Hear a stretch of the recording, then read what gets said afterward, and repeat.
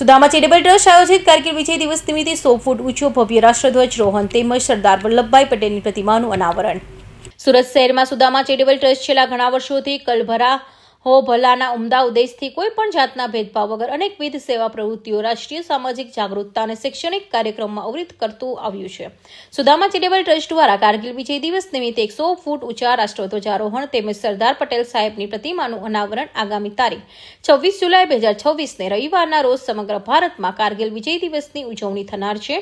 આ રાષ્ટ્રીય પર્વની ઉજવણીના ભાગ સ્વરૂપે રાષ્ટ્રહિતના સર્વોપરીની ભાવના સાથે સુદામા ચેરિટેબલ ટ્રસ્ટ દ્વારા 26 જુલાઈ 2024 રવિવારે સવારે 8 કલાકે રામચોક મોટા વરાછા સુરત મુકામે વિશિષ્ટ અને ગૌરવપૂર્ણ કાર્યક્રમ આયોજન કરવામાં આવેલ છે.